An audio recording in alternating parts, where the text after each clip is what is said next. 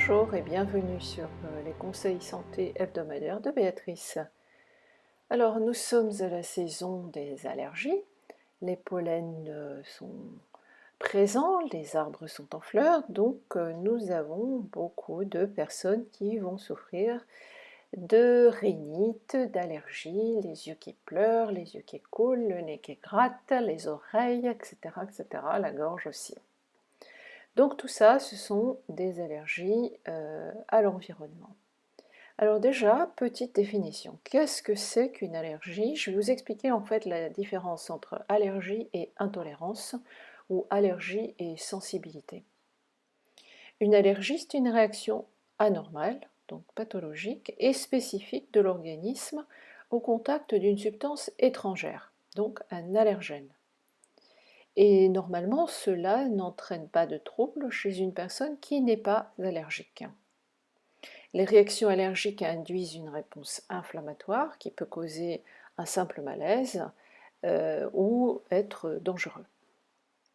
Il y a beaucoup d'allergies bénignes comme le rhume des foins qui sont très communs et qui provoquent des symptômes tels que rougeur des yeux, des mangeaisons, nez qui coule, mais ça peut être aussi de l'eczéma, des urticaires et de l'asthme, donc ça devient un peu plus sérieux.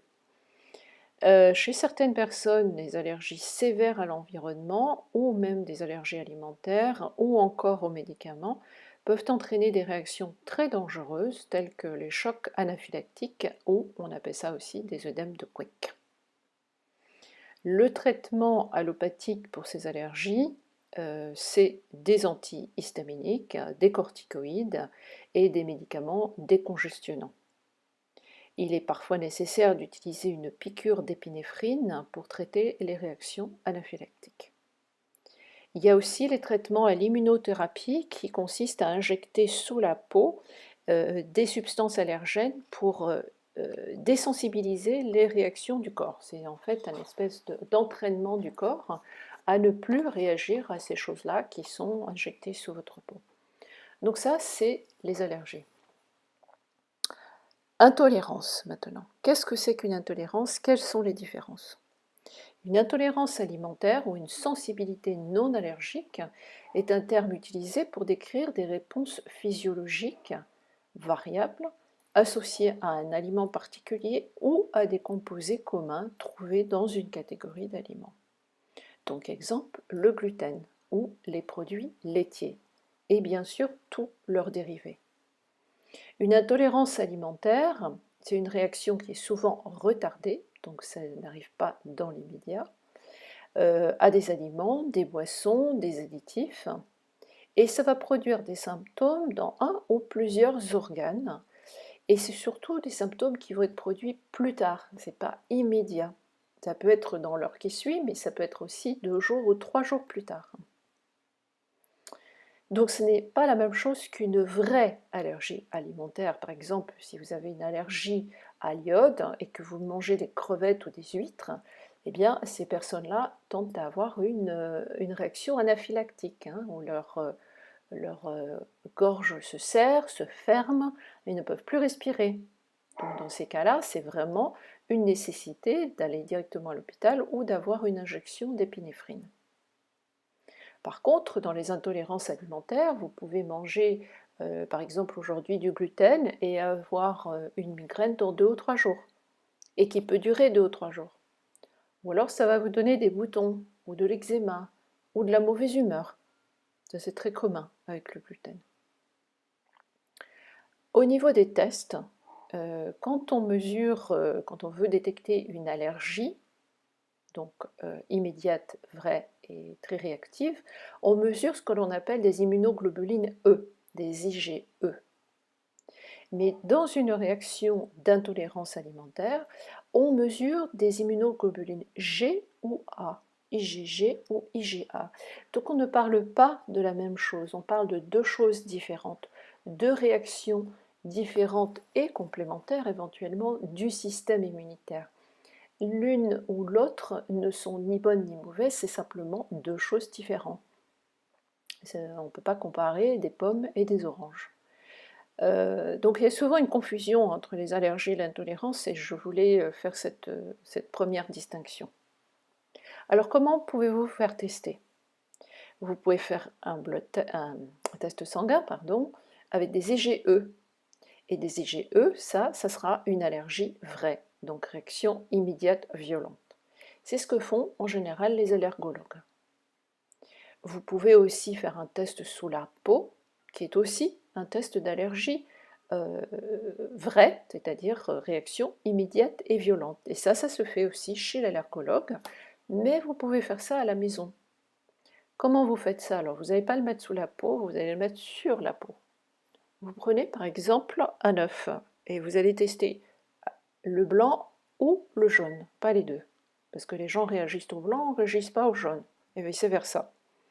Donc vous prenez un petit peu de blanc d'œuf, et il suffit d'une goutte, vous le mettez à l'intérieur de votre poignet, le soir au coucher, vous recouvrez, vous laissez sécher, vous recouvrez avec un petit pansement, et vous regardez le lendemain matin s'il y a une réaction de la peau. Donc rougeur, grattage, irritation, gonflement. Si vous avez une réaction telle que celle que je viens de décrire, vous avez une allergie vraie. Si vous avez une intolérance, vous n'allez pas avoir de réaction de la peau. Mais par contre, vous pouvez avoir une migraine, vous pouvez avoir de la diarrhée, vous pouvez avoir de la constipation, peu importe. Voilà, ça c'est une importante distinction à faire. Donc vous pouvez tester ça chez vous, un aliment à la fois. Ensuite, pour aller plus vite, on peut faire des tests avec des prises de sang pour les intolérances, donc les IgG ou les IgA. J'utilise deux laboratoires en France. L'un s'appelle le laboratoire Zamaria à Paris et l'autre le laboratoire Barbier à Metz. Il y a aussi un autre test maison qui s'appelle le test du docteur Coca. Et ça, c'est un test d'intolérance. En fait, ce qu'il faut faire, c'est prendre votre pouls à jeun. Et voilà, vous notez votre pouls. Et vous mangez un aliment, donc par exemple, vous prenez un verre de lait, ou même un demi-verre de lait, et vous retestez votre pouls 10 minutes après. Si votre pouls a augmenté de plus de 10 pulsations à la minute, donc ça veut dire que vous avez une réaction du corps qui est du domaine de l'intolérance. Donc ça, c'est un test très utile que vous pouvez faire chez vous, avec plusieurs aliments, mais encore une fois, il faut bien distinguer les aliments, il ne faut pas tout mélanger. Une autre manière de savoir, c'est d'éliminer l'aliment en question. Vous suspectez que vous ayez une intolérance au laitage, par exemple, ben vous les enlevez complètement. Alors, on peut les enlever pendant 4 jours et les réintroduire. Moi, je trouve que ça fait un peu tôt. Je préfère dire aux gens d'enlever les aliments pendant 30 jours, donc un mois complet, et ensuite de faire un challenge, c'est-à-dire ensuite de réintroduire ces aliments. Et là, vous allez voir les réactions, elles sont en général très claires. Donc comment ça fonctionne, ce mécanisme d'allergie ou d'intolérance? Que ce soit allergie ou intolérance, le mécanisme est le même. Ça commence par une flore intestinale perturbée. Donc, comme je l'ai dit, répétez, hein, vous pouvez regarder mes podcasts par rapport à la flore intestinale. Donc les petites cellules qui sont sur la paroi intestinale, qui s'appellent les entérocytes, dégénèrent à cause de cette flore perturbée. Et les cellules qui permettent à l'intestin grêle de filtrer ce qui doit être absorbé et de filtrer ce qui ne doit pas être absorbé ne fonctionnent plus correctement, la barrière intestinale devient poreuse, et c'est ce que l'on appelle le syndrome de l'intestin poreux. Donc on a des aliments qui sont partiellement digérés, qui vont aller pénétrer la paroi de l'intestin grêle et se retrouver dans le sang. Une fois dans le sang, le système immunitaire n'a qu'un choix, c'est de les attaquer, puisque ces toxines n'ont rien à faire là. Et donc il les attaque en créant des anticorps. Et ces anticorps, ce sont eux que l'on va mesurer dans le sang à travers les IgG, les IgA ou les IgE. Mais encore une fois, les réactions seront différentes. Alors il faut savoir aussi que les toxines de l'environnement passent elles aussi éventuellement dans le sang et sont elles aussi attaquées par le système immunitaire. Alors que faire quand vous avez ce problème d'allergie, dont beaucoup de personnes parlent hein, et souffrent? Eh bien, il faut comprendre que tout cela vient de votre système digestif et il faut mettre en place un régime spécifique en fonction de vos intolérances propres alimentaires et de vos allergies bien sûr. Et il faut vous concentrer à réparer le système digestif et rééquilibrer la flore intestinale. Donc on fait ça avec un régime tel que le régime GAPS, Gut and Psychology Syndrome, mais c'est aussi Gut and Physiology Syndrome, c'est-à-dire que ça touche tout, enfin, c'est le lien entre les intestins et le cerveau, mais aussi le lien entre les intestins et tout le reste du corps. Donc il faut se concentrer sur cette flore intestinale en la nourrissant avec des aliments lactofermentés, avec des probiotiques pour la renforcer. Et puis, il faut éliminer tout ce qui peut vous irriter. Donc, les aliments que vous ne digérez pas bien.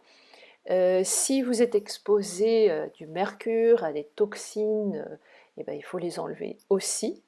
Il faut aider votre corps à se détoxifier petit à petit. Il faut éliminer les produits chimiques que vous servez peut-être, hein, les cosmétiques, les produits pour nettoyer la maison, etc. Et restaurer petit à petit la paroi intestinale. Alors c'est un travail, bien sûr, qui prend du temps, qui ne se fait pas du jour au lendemain, mais je peux vous assurer que si ce travail peut être réalisé, eh bien, vos allergies vont diminuer. Vos intolérances peuvent complètement disparaître et j'ai eu quelques cas de patients, on vous dit les allergies c'est pour la vie, c'est pas vrai. J'ai eu quelques cas de patients qui étaient très allergiques à l'iode et qui ne le sont plus. Voilà, et la même chose pour la cacahuète. C'est simplement une différence de degré de réaction. Mais le corps peut se réparer, la flore intestinale peut se rééquilibrer et vos allergies peuvent disparaître. Donc c'est ce que je vous souhaite pour ce printemps 2018, en espérant qu'il sera beau et que nous aurons le plaisir de pouvoir bénéficier et voilà, ce que je veux dire, bénéficier de toute cette nature, de toute cette beauté de fleurs et d'arbres, mais sans en souffrir, bien sûr. Je vous souhaite une bonne santé et je vous dis à très bientôt. Au revoir.